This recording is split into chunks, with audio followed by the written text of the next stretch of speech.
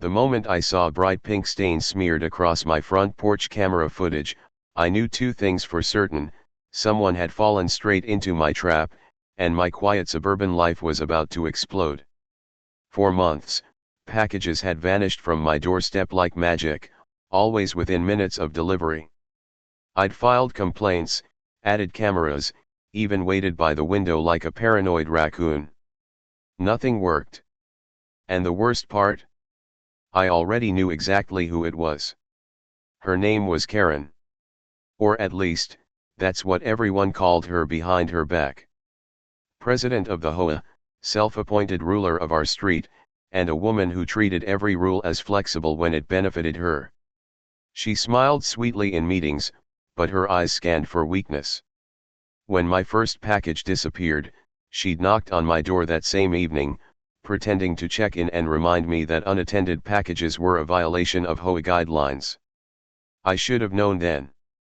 Over the next few weeks, it got worse. Shoes gone. Electronics gone. Even a birthday gift meant for my nephew vanished. Every time, Karen had a comment. "You really should be home for deliveries. This neighborhood isn't what it used to be." Always said with that fake concern, that tight smile. The cameras caught nothing useful. Whoever took the boxes knew exactly where to stand. I tried reasoning with the HOA. I tried the police. Without proof, no one could do anything. And that's when the idea hit me, not out of anger, but out of pure exhaustion. If I couldn't catch the thief stealing, I'd let the thief catch themselves. I spent hours researching anti-theft tactics. Noise alarms, GPS trackers, glitter bombs. Then I found it: industrial fabric dye. Harmless, washable under normal circumstances, but vivid enough to stain skin, clothes, carpets, and pride. I designed the package carefully, layering protection so it wouldn't leak accidentally. The box looked ordinary. Tempting. Worth stealing. The morning I set it out, my heart raced harder than it should have. I felt guilty for a split second. Then I remembered every missing package, every smug comment, every helpless shrug from authority. I set the box down, waved at the delivery driver, and turned on the camera. I didn't know exactly how it would unfold. Maybe the thief would hesitate. Maybe they'd open it somewhere else. Maybe nothing would happen at all. But deep down, I sensed the pattern wouldn't break. Karen had grown bold, careless even, convinced no one would ever challenge her. That confidence was exactly what made the trap so dangerous. By noon, the box was gone without leaving a single trace. The notification hit my phone while I was pretending to work, my eyes flicking back to the live camera feed every few seconds. Motion detected. Front porch. My stomach tightened as the screen refreshed, revealing a familiar pair of manicured hands lifting the box like it weighed nothing at all. Karen didn't look around this time. No hesitation. No concern. She tucked the package under her arm and walked off as if it belonged to her. I replayed the footage 3 times, disbelief mixing with a strange sense of calm. This wasn't speculation anymore. It wasn't paranoia.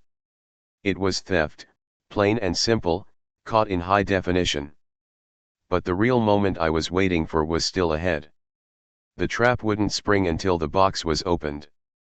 Hours crawled by. I imagined scenarios I couldn't see: her opening it in her garage, or worse, inside her house. Part of me hoped she'd take it somewhere else, anywhere that wouldn't permanently damage an innocent space. Another part of me, darker and quieter, thought about every time she'd dismissed my complaints and decided she deserved whatever mess followed. Late afternoon, the camera pinged again. This time, it wasn't my porch. It was the side camera I'd installed months earlier after mysterious scratches appeared on my car. Karen burst into frame, flinging her front door open with wild urgency. Her once pristine beige blouse was soaked in violent neon pink. Her hands were stained. Her forearms. Even her face bore splashes of color, like she'd lost a fight with a paint factory. She screamed. Not words, just raw, panicked sound. She tried wiping her hands on her pants, which only spread the dye further. Then she noticed it wasn't coming off. The harder she rubbed, the brighter it seemed. She ran back inside, slamming the door so hard a decorative wreath fell off and bounced down the steps. I sat frozen, heart pounding, equal parts horrified and vindicated. The dye had activated perfectly, releasing when the inner seal was broken. No explosion. No noise. Just irreversible, undeniable evidence. Anyone who saw her would know something had gone very wrong. Within minutes, my phone buzzed with messages from neighbors. Did you see Karen? Is she okay? What happened to her? The neighborhood group chat exploded with speculation and blurry photos taken from behind curtains. And then came the knock at my door. I hadn't expected it so soon. I took a breath, straightened my shirt, and walked toward the door, knowing whatever waited on the other side would change everything. I paused, realizing consequences were unavoidable now, and this story was only beginning. When I opened the door, Karen stood there unrecognizable, pink streaks smeared across her cheeks, blouse clutched like evidence. Behind her hovered two HOA board members, eyes wide, pretending neutrality. She didn't shout. She trembled. You, she said, pointing, dye dripping onto my welcome mat. You did this. I invited them in, calm, almost courteous. The camera light blinked. Karen refused to sit. She paced, demanding answers, threatening fines, lawsuits, arrests. I asked one question: why was my package inside your house? Silence answered louder than any confession. One board member cleared his throat. The other stared at the floor. Karen tried a new tactic: tears. She claimed she'd been safeguarding deliveries, that she opened boxes to identify owners. I pulled up the footage on my phone. The porch clip. The side camera. The timestamps. Her face collapsed as the truth stacked neatly against her excuses. This is entrapment, she snapped. I smiled.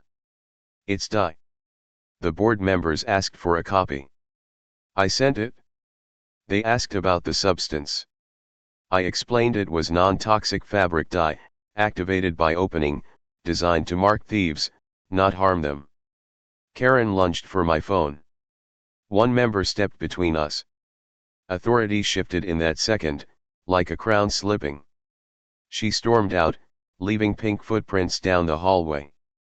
10 minutes later, police lights painted the street blue and red. An officer knocked, professional, tired. Karen had reported an assault with chemicals. I handed over the package design notes, the receipts, the footage. The officer watched, rewound, nodded. Ma'am, he said later at her door, this doesn't look like an attack. Neighbors gathered, phones raised. Karen emerged wrapped in a towel, still stained, still unmistakable. Whispers followed her like smoke. The officer cited her for theft pending review and warned her about false reports. The crowd thinned, but the damage lingered. That night, my doorbell rang again. This time, it was an email. The HOA scheduled an emergency meeting. Subject line: conduct review. I knew the war wasn't over. It had simply changed rooms. By morning, rumors hardened into facts. Screenshots spread, timelines aligned, and apologies arrived from neighbors who had doubted me. My inbox filled with quiet confessions about missing mail, strange finds, selective enforcement. The pattern was unmistakable. Power had protected her, until visibility stripped it away. I slept poorly, knowing retaliation was possible, yet relief outweighed fear.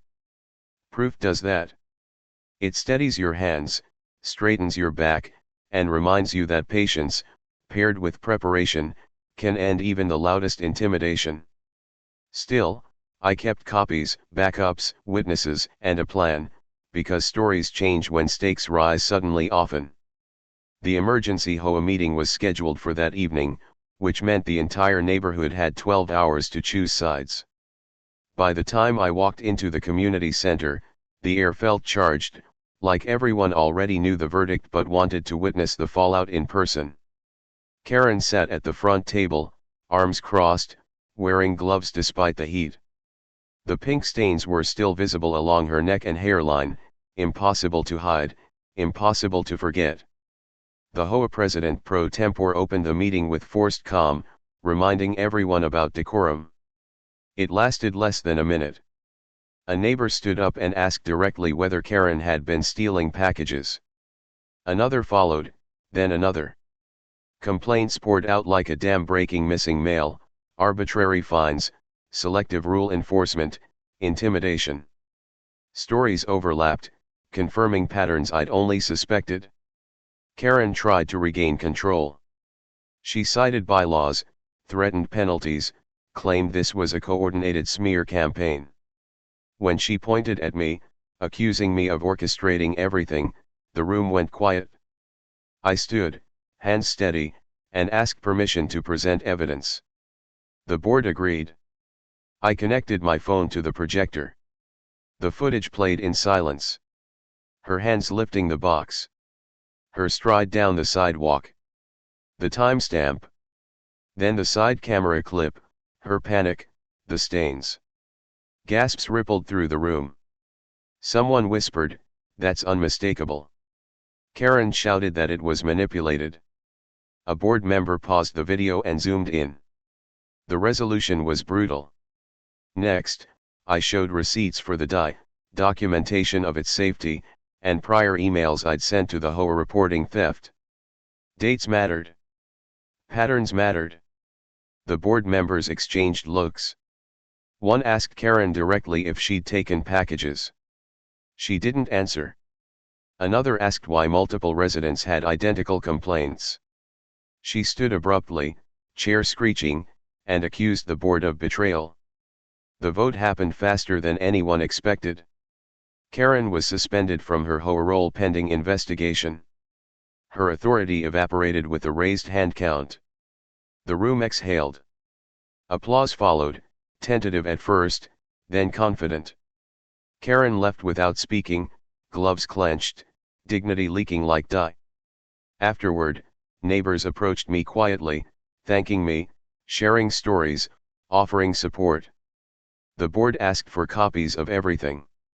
I sent them before I got home. That night, the group chat changed tone. Rules felt fairer already. Deliveries stayed on porches. Cameras multiplied. I realized then that the dye trap hadn't ruined Karen. It had revealed her. And revelation, once shared, can't be scrubbed away. Losing power didn't make Karen disappear, it made her desperate. The morning after the meeting, my mailbox was stuffed with violation notices, all dated weeks earlier, all suddenly discovered. Trash can placement. Grass length. Window tint. Pet noise. It was a paper blizzard meant to bury me. I photographed everything, time-stamped, and replied once, calmly, attaching the suspension notice and requesting all future contact go through the board. She escalated. Anonymous complaints hit the city portal accusing me of chemical hazards, illegal surveillance, harassment. Inspectors arrived, polite and thorough. I welcomed them, handed over permits, camera disclosures, and the same evidence packet. Each visit ended with a handshake and a note, unfounded. Karen's fingerprints were invisible, but her style wasn't. Then came the neighbors. She cornered people on sidewalks, whispered about lawsuits, warned of special assessments if they supported me. It backfired. Someone recorded her tirade. Another shared an email where she threatened fines she no longer had authority to issue. The board called a second meeting. This time, Karen brought a lawyer. He spoke smoothly about entrapment and provocation. I spoke once. I reminded everyone the die marked a thief only after theft occurred, caused no injury, and was disclosed to police immediately. The lawyer frowned. The board asked him questions he couldn't answer without conceding facts. The room watched the illusion crack. Outside, Karen confronted me, voice shaking. She demanded I apologize publicly, retract everything, help restore her image. I said no. I said accountability isn't vandalism. She slapped a cease and desist letter into my hands and stormed off. It never went anywhere. Weeks passed. The investigation concluded. Findings were issued. Karen was removed permanently from the HOA, fined for theft, and ordered to reimburse affected residents. The city closed the complaints. The neighborhood breathed easier. On my porch, packages stacked safely again. I didn't feel victorious. I felt finished. Power had shifted back to where it belonged: shared, transparent, boring. And boring, I learned, is peace. I kept a routine, documenting deliveries, greeting drivers, and sharing updates with the board. Transparency became armor. Neighbors installed doorbells, swapped tips, and checked on each other. A quiet trust returned, practical and earned. When a child's gift arrived safely, someone cheered in the chat. When rain came, boxes were sheltered. Small habits replaced fear. The street felt lighter. I stopped checking the feed every hour. Life resumed, ordinary and steady, the kind of normal you only appreciate after chaos passes and lessons stick. Sunsets seemed brighter, conversations kinder, patience longer, and accountability clearer, reminding us that communities heal fastest when honesty is shared and consequences are calmly upheld together locally. Just when everything seemed settled, the unexpected twist arrived in the form of a certified letter addressed to every homeowner on the block. Karen wasn't done. Instead of retreating quietly, she decided to drag the entire neighborhood into her downfall. The letter accused the HOA of conspiracy, bias, and emotional damages, claiming her removal was unlawful and coordinated by a small group of hostile residents, with my name underlined twice. Panic rippled through the community. Lawsuits scare people more than thieves ever do. Some neighbors worried about legal fees. Others feared retaliation. The board scheduled a town hall, inviting a neutral mediator and legal counsel to explain what the letter actually meant. I attended quietly, sitting in the back this time, listening instead of presenting. The lawyer was blunt. Karen's claims lack substance. The evidence trail was overwhelming, the process documented, the vote recorded. Her letter, while dramatic, was mostly intimidation. Still, the board advised caution. Communication would be centralized. Documentation would continue. No one would engage with her directly. That same week, a moving truck appeared outside Karen's house. Curtains twitched. Rumors flew. By Friday, the house was empty. No goodbye. No statement. Just a for sale sign and faint pink stains on the driveway that never fully faded. It felt anticlimactic, like the final scene of a storm where debris remains but the sky clears. Then something surprising happened. The HOA elections opened early. Multiple neighbors ran. People who'd never spoken at meetings volunteered. Committees formed for transparency, safety, and conflict resolution. Rules were rewritten in plain language. Fines required review. Power was distributed intentionally, carefully. One evening, a knock came at my door. It was the new HOA chair, holding a small package. "We wanted you to have this," she said, smiling. Inside was a simple plaque, "Community Appreciation." It embarrassed me. I hadn't done this for recognition. I'd done it to stop feeling helpless. We talked on the porch as the sun dipped low. She asked if I regretted the die trap. I thought about it honestly. I said I regretted that it was necessary. Not that I did it. Sometimes, The only way to expose abuse is to illuminate it, unmistakably, for everyone to see. Life moved on. A new family bought Karen's house. Deliveries arrived safely. Meetings were dull again.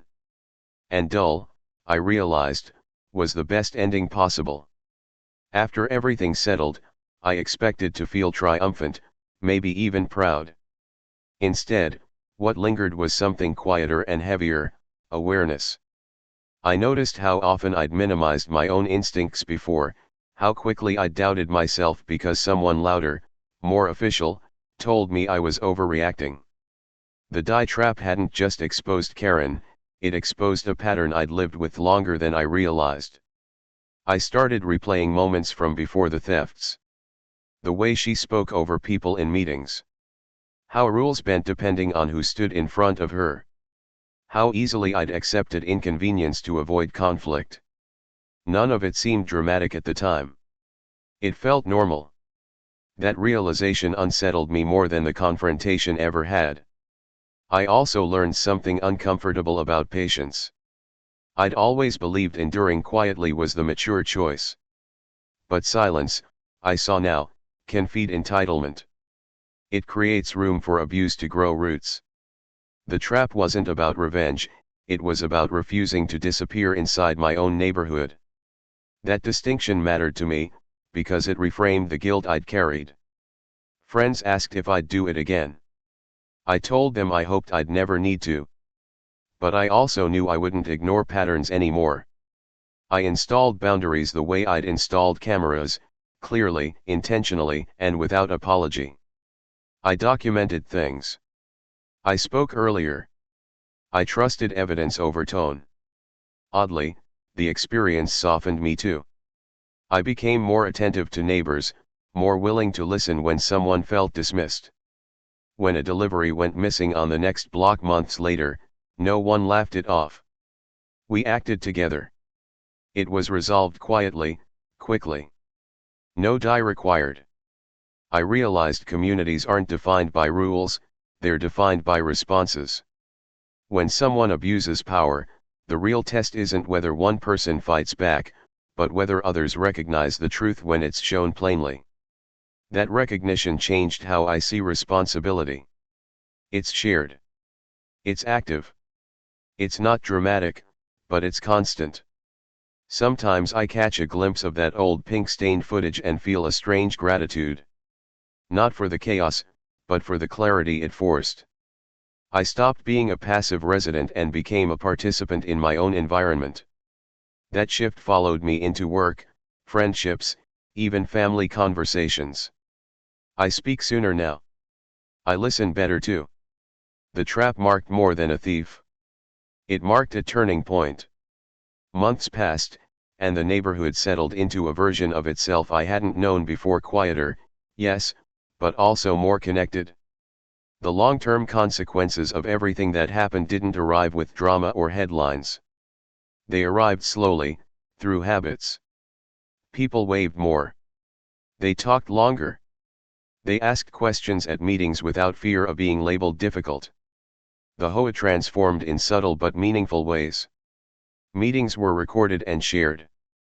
Decisions were summarized in writing. Enforcement became consistent instead of selective.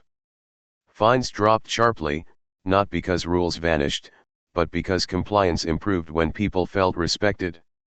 Transparency didn't weaken authority, it legitimized it. New neighbors moved into Karen's old house, a young couple with a toddler and a golden retriever. On their first day, 3 people helped them unload boxes. Someone brought cookies. Someone else shared the group chat rules. There was no mention of what had happened before, but the culture they stepped into was shaped by it. The porch camera arms race cooled too. Cameras stayed, but paranoia didn't. They became tools, not sentries. When a delivery went missing once during the holidays, the response wasn't accusation. It was coordination. Clips were shared. A driver error was identified. The package was recovered. No tension lingered. I noticed something else: people challenged authority sooner. Not angrily, not destructively, but confidently. When the board proposed a new landscaping fee, residents asked for justification. When a rule felt outdated, someone suggested revision instead of grumbling privately. The idea that power could be questioned without punishment had taken root. Even the group chat changed. It shifted from complaints to solutions. From warnings to help. Lost pets were found faster. Yard tools were shared. Small emergencies were handled collectively. Trust compounded. The most unexpected consequence was how the story spread beyond our street. Friends told friends. Other HOAs asked questions. A neighboring block revised its enforcement process after hearing what unchecked authority could cost. The lesson traveled without my name attached, which felt right. I didn't become a symbol, and I didn't want to. What mattered was that the neighborhood no longer needed one. Systems improved. People paid attention. Accountability became boring again, which meant it was working. Every so often, someone would joke about pink dye, and we'd laugh, but the humor carried an understanding beneath it. We all knew what happens when small abuses are ignored. We also knew what happens when someone finally draws a line. The long-term consequence wasn't fear. It was confidence. The kind that doesn't shout, doesn't threaten, and doesn't steal. The kind that shows up quietly and stays. The story didn't end with an apology, a courtroom victory, or a dramatic confrontation on a lawn.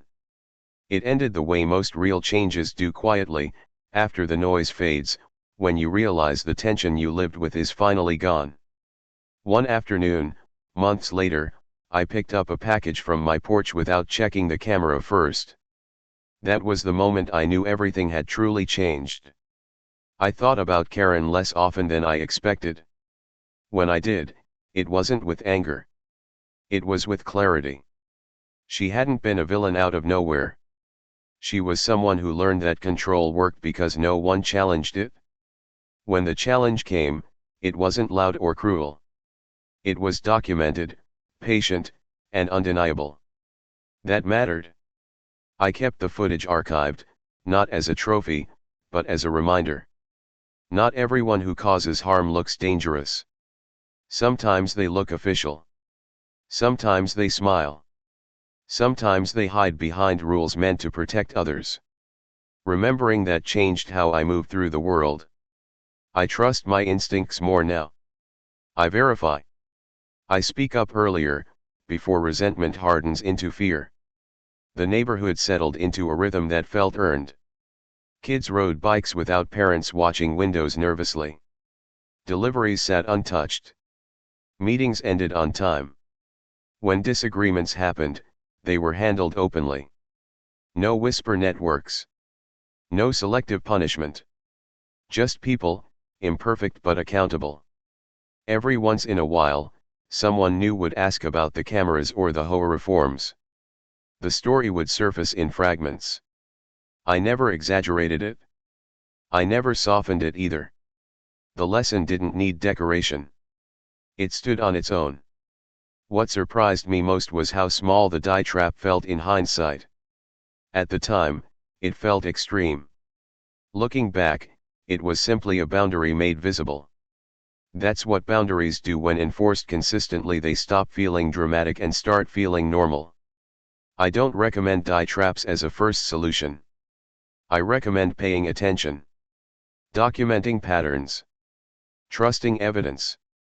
And understanding that silence is not neutrality, it's permission. Once I understood that, everything else followed naturally. The final truth is this: Karen's reputation wasn't ruined by die. It was ruined by her choices. The die just made them impossible to deny. Accountability doesn't destroy people. It reveals them. And when revelation happens, communities get a choice to look away, or to adjust. Ours adjusted. Now, when I walk up my driveway, I don't think about traps or theft or power plays. I think about how ordinary peace feels when it's protected properly. How rare it is. How worth it. That's the real ending. Not the stain, but the clarity that followed it.